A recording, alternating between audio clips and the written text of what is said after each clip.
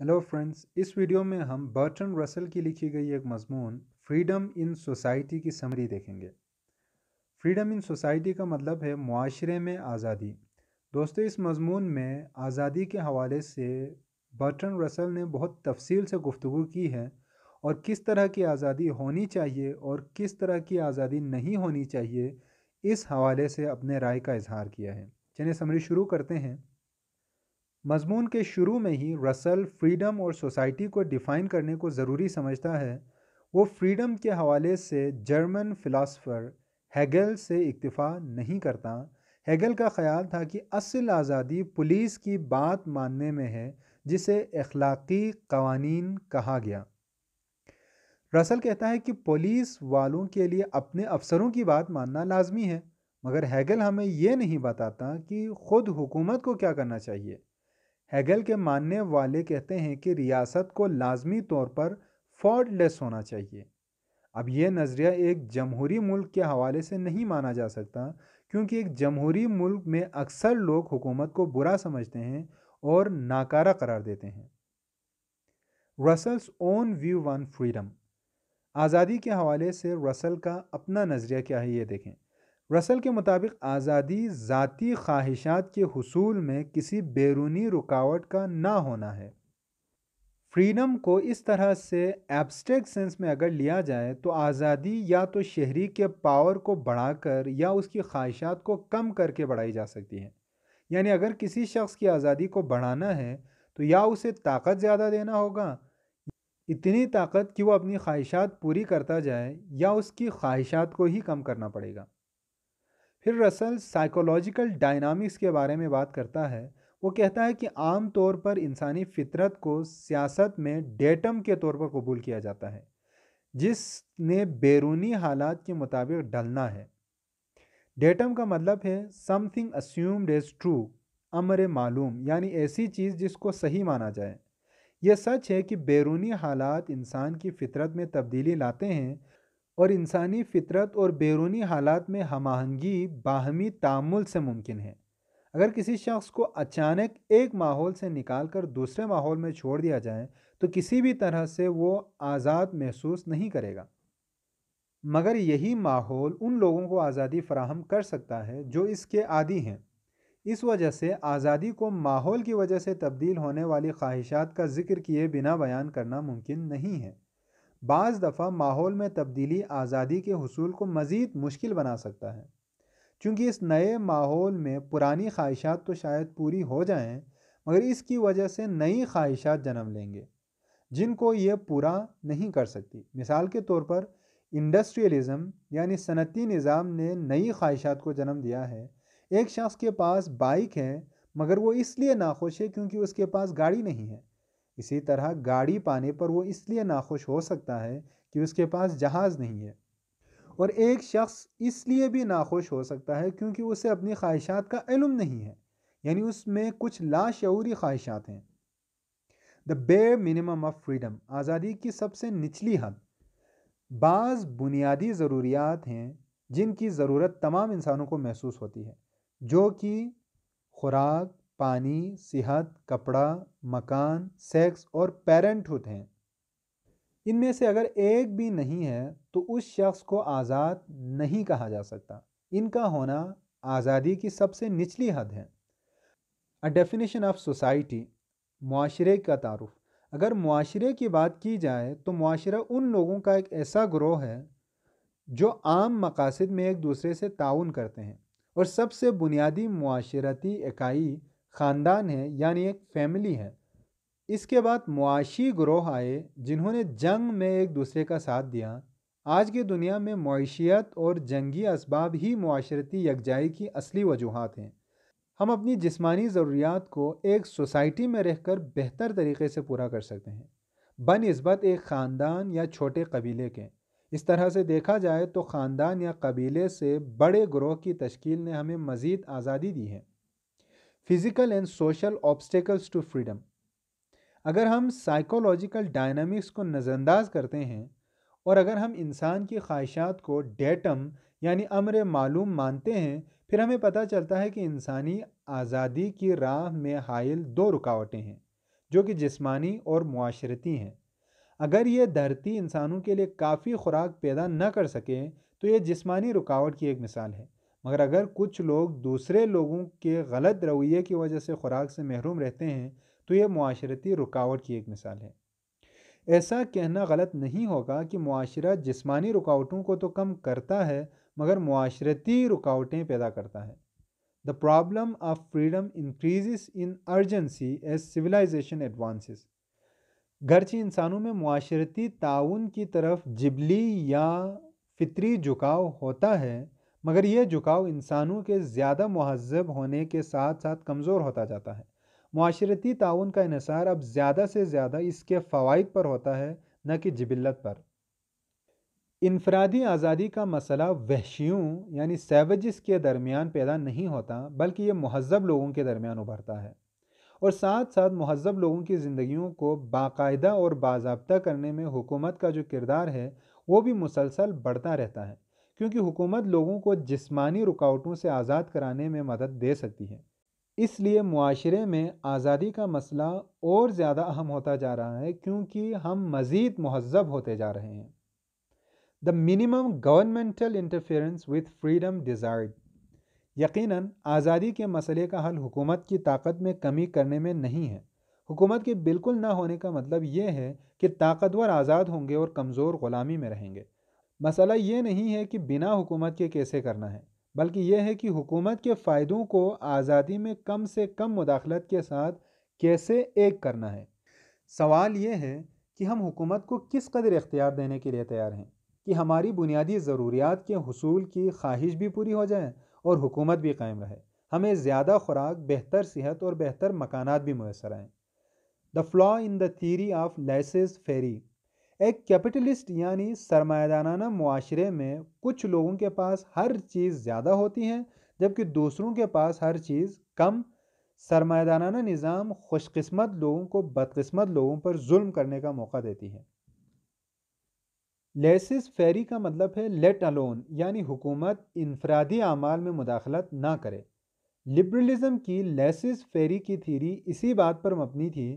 نتیجتاً leases ferry theory نے ملازمین کو بھوکا رکھ کر مارنے کی اجازت دی اگر ایسا مالکوں کو ٹھیک لگتا ہے تو۔ اس طرح کی لبرلزم نے ایک باپ کو بچوں پر بہت زیادہ اختیارات دیے۔ اس لبرلزم نے ٹریڈ یونینز کی مخالفت کی۔ یہ لبرلزم اس بات کی مثال ہے کہ کیسے ایک کمیونٹی چند لوگوں کے فائدے کی خاطر دوسروں کی زندگی میں مداخلت کرتی ہے۔ Permissible and impermissible interference with freedom. جو چیز ہمیں معلوم کرنا ہے وہ یہ ہے کہ ایک کمیونٹی کو کسی انفرادی شخص کی زندگی میں کس درجہ مداخلت کرنی چاہیے، صرف چند لوگوں کے فائدے کی خاطر نہیں بلکہ تمام کمیونٹی کے فائدے کی خاطر۔ اور کمیونٹی کو کس مقصد کے لیے مداخلت کرنی چاہیے؟ اس کا جواب یہ ہے کہ آزادی کی سب سے نچلی سطح برقرار رہنی چاہیے، جو کہ خوراک، پانی، صحت، مکان، سیکس، کپڑا اور پیرنٹ ہوڈ کا حصول ہے۔ یہ کم سے کم ضرورت انسانی بقا کے لیے ضروری ہے۔ کمیونٹی اگر کچھ لوگوں کی ان بنیادی ضروریات کو پورا کرنے کی خاطر دوسرے لوگوں کی اضافی چیزوں کو روکتی ہے تو اس معاملے میں کمیونٹی کی مداخلت جسٹیفائبل ہے، یعنی جائز ہے۔ دوسرے الفاظ میں لوگوں کو ان کی بنیادی ضروریات ضرور مہیا ہونی چاہیے، گرچہ اس کے لیے دوسرے لوگوں کے آسائش اور عیاشی کی چیزوں کو ان سے چھیننا ہی کیوں نہ پڑے۔ اگر کسی شخص کو آسائش والی چیزیں یا عیاشی والی چیزیں رکھنے سے روکا جاتا ہے تو یقیناً یہ اس کی آزادی میں مداخلت تصور ہوگا، مگر یہ مداخلت دوسروں کو بنیادی ضروریات فراہم کرنے کی غرض سے ہو تو جائز مانا جائے گا۔ دوسری طرف کسی انسان کو بنیادی ضروریات سے محروم رکھنا بھی آزادی میں مداخلت ہے، اور ایسا کرنا بے حد قابل اعتراض ہے۔ No interference with the acquisition of knowledge or the holding of an opinion.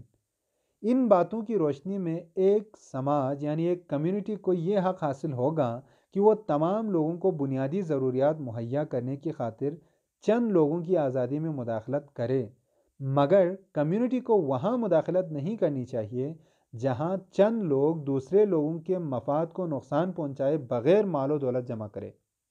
اس کا اطلاق خاص طور پر علم، فن اور رائے رکھنے پر ہوگا۔ اگر کسی شخص کی کوئی خاص رائے ہے تو کمیونٹی صرف اس لیے مداخلت نہیں کرے کہ کمیونٹی کو اس کی رائے پسند نہیں ہے۔ اگر یہ ایک شخص بعض حقائق کو جاننا چاہتا ہے جسے کمیونٹی کے اکثر لوگ جاننا نہیں چاہتے، تو کمیونٹی کو اس شخص کو قید نہیں کرنا چاہیے۔ اکثر ایسا ہوتا ہے کہ کسی شخص کو اس لیے قید کیا جاتا ہے کہ وہ ناپسندیدہ حقائق کو لوگوں کے سامنے رکھتا ہے۔ یہ آزادی کے حوالے سے بالکل ناپسندیدہ مداخلت ہے۔ یہی دلیل ذاتی اخلاقیات پر بھی لاگو ہوتا ہے۔ اگر ایک شخص 2 بیویاں رکھنا چاہے اور اگر ایک عورت 2 شوہر رکھنا چاہے تو یہ ان کا ذاتی مسئلہ ہے اور سماج کو اس کے خلاف ایکشن نہیں لینا چاہیے۔ Preventing resentment among the people۔ آزادی کی راہ میں جیسا کہ بیان ہو چکا ہے 2 رکاوٹیں ہیں، جسمانی اور معاشرتی۔ ایک معاشرتی رکاوٹ زیادہ نقصان دہ ہے، یہاں تک کہ یہ کچھ لوگوں میں بغض و کینہ بھر دیتا ہے۔ اگر ایک لڑکا کسی جسمانی معذوری کی وجہ سے درخت پر نہیں چڑھ سکتا تو وہ اس کے مطابق ڈھل جائے گا، مگر اگر کوئی لڑکا درخت پر چڑھ سکتا ہو اور سماج اسے منع کرے تو اسے غصہ آئے گا۔ بغض و کینہ یا غصے یا ناراضگی کی روک تھام کے لیے اکثر یہ اچھا رہتا ہے کہ ان کاموں کی بھی اجازت دی جائے جو نقصان دہ ہیں۔ مثال کے طور پر اگر چند لوگ ایک ایپیڈیمک یا وبا کے دوران چرچ جانا چاہتے ہیں تو انہیں اجازت دیا جانا چاہیے، ورنہ ان میں غصہ و ناراضگی بڑھ جائے گی۔ غصہ و ناراضگی کو روکنے کے لیے حکومت مسائل کو فطری وجوہات سے جوڑتی ہے، جبکہ غصہ و ناراضگی کو پیدا کرنے کے لیے اپوزیشن مسائل کو انسانی وجوہات سے جوڑتی ہے۔ جب روٹی کی قیمت بڑھتی ہے تو حکومت اسے خراب فصل کا نتیجہ قرار دیتی ہے، جبکہ اپوزیشن کہتی ہے کہ یہ حکومت کی نااہلی کی وجہ سے ہے کیونکہ حکومت منافع خوروں کو نہیں روک پائی۔ صنعتی نظام کے زیر اثر لوگوں نے یہ ماننا شروع کیا ہے کہ انسان بہت زیادہ طاقتور ہو گیا ہے، اور یہ تصور لوگوں کے غصے کو بھڑکاتا ہے جب کچھ غلط ہو جاتا ہے، کیونکہ لوگ تمام مسائل کا ذمہ دار حکومت کو ہی ٹھہرائیں گے، گرچہ کچھ مسائل فطری تباکاریوں کی وجہ سے ہی کیوں نہ ہو۔ یہ چیز جدید سماج پر حکومت کرنے کو بہت مشکل بناتی ہے، اور آج کے حکمران اپنے آپ کو زیادہ تر مذہبی قرار دیتے ہیں تاکہ مشکلات کو خدا کی رضا قرار دیا جا سکے۔ جو لوگ بااختیار ہوتے ہیں وہ عام طور پر لوگوں کا بھلا نہیں چاہتے۔ اکثر بااختیار لوگوں کو معلوم ہی نہیں ہوتا ہے کہ لوگوں کی بھلائی کس چیز میں ہے، اس لیے بداندیشی یا بری سوچ اور جہالت کی وجہ سے زیادہ نقصان پہنچتا ہے۔ اس لیے بااختیار لوگ جتنا کم قوت کا استعمال کریں گے اتنا ہی بہتر رہتا ہے۔ ایک جدید ریاست میں جمہوریت کو اہلکاروں کے ذریعے کام کرنا پڑتا ہے۔ صرف ایک مثال یہ ہے کہ ٹیچنگ کے معاملے میں اہلکاروں کی مداخلت عام طور پر نقصان دہ ثابت ہوتی ہے، کیونکہ اہلکار تعلیمی مسائل کو اس قدر نہیں سمجھ سکتے جس قدر ایک استاد سمجھتا ہے۔ Authority over children. بعض اوقات زور زبردستی جائز ہوتی ہے، خاص کر تب جب لوگ اخلاقی طور پر اس زور زبردستی سے راضی ہوں۔ مثال کے طور پر سڑکوں کی تعمیر کی خاطر ٹیکس کو زور زبردستی لینے پر کسی کو اعتراض نہیں ہوگا۔ لوگ سڑکیں نہ ہونے سے ٹیکس دینے کو بہتر سمجھیں گے۔ زور زبردستی خاص طور پر بچوں کی پرورش میں جائز ہے، کیونکہ عام طور پر بچے آپ کے اختیارات کی مخالفت نہیں کرتے، گرچہ بعض اوقات مزاحمت ہو بھی سکتی ہے، مگر یہ اختیار صرف شفیق لوگوں کو ہونا چاہیے، جیسے کہ والدین اور اساتذہ کو، کہ وہ بچوں کو منظم رکھیں۔ اگر حکومت کو یہ اختیار دیا جائے تو وہ بچوں کو صرف محب وطن بنائیں گے جو عام سی وجوہات کی خاطر مرنے اور مارنے کے لیے تیار رہیں گے۔ Unjustified compulsion. زور زبردستی تب بہت بری چیز ہوتی ہے جب کہ وکٹم یہ سمجھے کہ یہ زور زبردستی کسی بری کام کو سر انجام دینے کے لیے ہو رہی ہے۔ مثال کے طور پر یہ غلط ہوگا کہ ایک مسلمان کو سور کا گوشت کھانے اور ایک ہندو کو گائے کا گوشت کھانے پر مجبور کیا جائے۔ اسی طرح جو لوگ مذہبی طور پر ویکسینیشن کے خلاف ہیں انہیں ویکسینیشن کے لیے مجبور نہیں کرنا چاہیے۔ An important distinction۔ آزادی کے مسئلے میں سب سے اہم فرق ان چیزوں کے درمیان ہے جو انسان دوسروں کے بل بوتے پر حاصل کرتا ہے اور جو دوسروں کو نقصان پہنچائے بغیر حاصل کرتا ہے۔ اگر کوئی شخص اپنے حق سے زیادہ کھانا لے گا تو دوسرا کوئی بھوکا رہ سکتا ہے، لیکن اگر کوئی شخص ریاضی کا غیر معمولی علم حاصل کرتا ہے تو اس سے دوسروں پر کوئی اثر نہیں پڑتا۔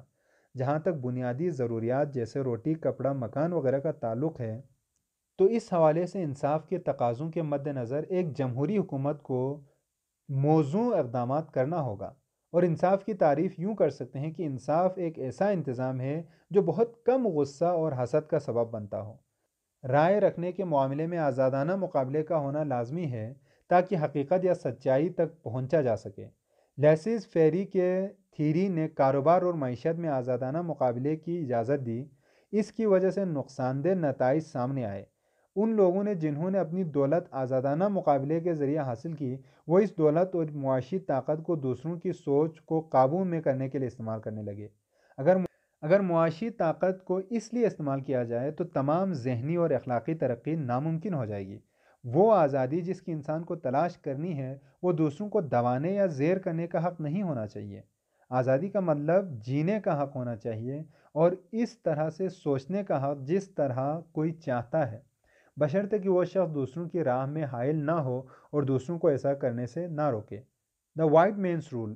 آخر میں رسل سائیکولوجیکل ڈائنامکس کا مختصراً ذکر کرتا ہے۔ وہ کہتا ہے کہ ایک ایسا معاشرہ جس میں انسان اور ٹائیگر ساتھ رہتے ہوں، وہاں آزادی ممکن نہیں ہے، کیونکہ یا تو ٹائیگرز کو غلام بنایا جائے گا یا انسانوں کو غلام بنایا جائے گا۔ اس لیے ایسے ملکوں میں آزادی نہیں ہوگی جہاں رنگ کی بنیاد پر سفید فام لوگ حکومت کریں۔ The formation of character.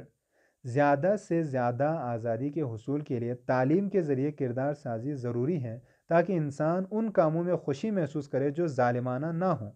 بڑھاپے میں یا زندگی کے آخر حصے میں خواہشات کو صرف قابو میں رکھا جا سکتا ہے، بنیادی طور پر تبدیل نہیں ہو سکتے۔